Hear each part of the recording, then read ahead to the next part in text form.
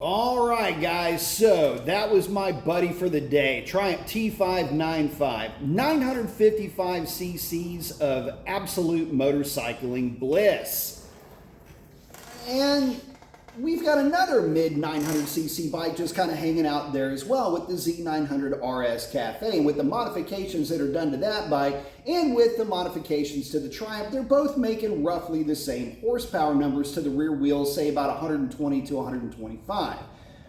And that got me to thinking, why is it that we just don't see any more motorcycles in that power range on the street? In fact, we don't see any performance geared bikes in that 900-ish cc range whatsoever. You've got the MT-09, which also would be the XSR 900. Of course, the already mentioned Z900 RS or Z900, both bikes don't really fit into the hyper sports category. When the Daytona T595 was sent out into the world, it was sent out into the world as a hyper sports motorcycle. And it was only eclipsed by the then new to the world R1. But the interesting thing is that the performance of the motorcycle, not the price point, was what was put as precedent. Well, now the only way that you get into a real high performance motorcycle, at least by the way that the internet would define it, I suppose, is to get into a leader class bike. But there's so many out there that say that modern leader class motorcycles are simply too much for the street. And, well, arguably they could be onto something here, as it seems as though 200 horsepower is the cover charge to garner any respect in that area. So why don't we see more motorcycles in the mid 900cc range? I think that if we could find a market, or at least find a place for somewhere around 130-ish horsepower to the rear wheel as being a standard, as opposed to 160 or 170, we might have a motorcycling class that could make a bit of a resurgence. And guys, you've got to remember that back in the day, and I mean way back in the day at this stage of the game, the 900cc bikes really did make up what was then considered to be hyper-performance motorcycles for the street. Motorcycles like the Honda 929 or 954, the Z9, and, well, the T595. These are all motorcycles that were considered to be bloody fast on the street for their day. But when the 1000cc class bike emerged, it basically pushed that displacement downstream.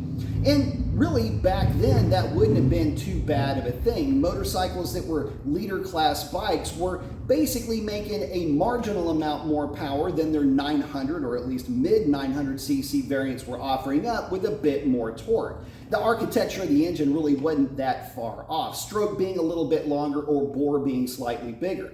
But it was in the camshafts and the compression ratios where these bikes really started to pick up steam. Big horsepower became the norm, and before you knew it, motorcycles were making 165, 175 horsepower to the rear wheel stock. And with just a little bit of breathing on, you could get that number close to 200 horsepower, which was unheard of. I mean, this was racing motorcycle status back then.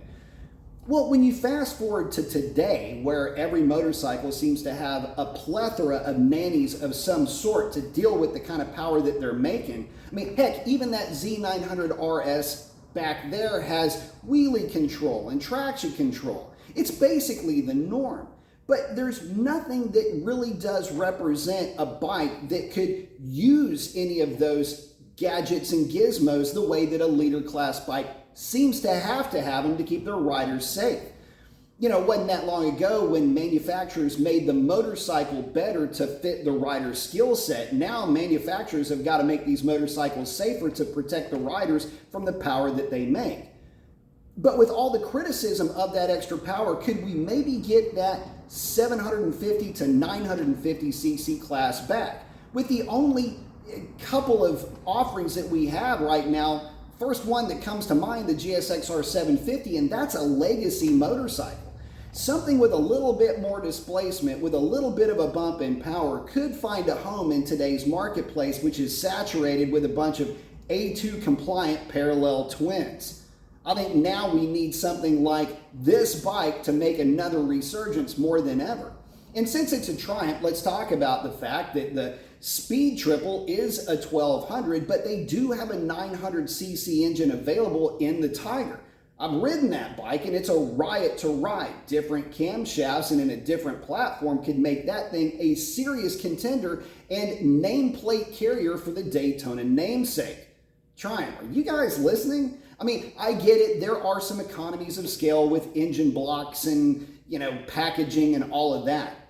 But for me, I'm really not a player on a leader class bike. I prefer motorcycles that are a bit more realistic for power on the street. Power delivery and street roadworthiness have got to be a little bit of a consideration when you're out there playing and really leaning on these bikes.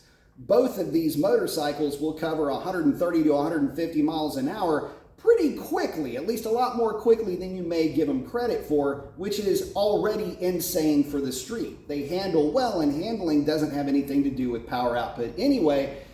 But let's see something a little bit more realistic in terms of power come from these manufacturers, because as it sits, we're watching these types of motorcycles, talking about the leader class bikes, going away. We're seeing this huge resurgence, or surgence, if you will, of these parallel twins and of these motorcycles that really don't give a lot of folks that are, say, of a certain age or of a certain skill set, or both, any kind of riding excitement. Something like a big middleweight could do that without having to break the bank and could use existing architecture in the process. But hey, post up your comments, let me know what you think, and we'll catch y'all on the next one. I will leave you with that. And that's a wrap. Adios.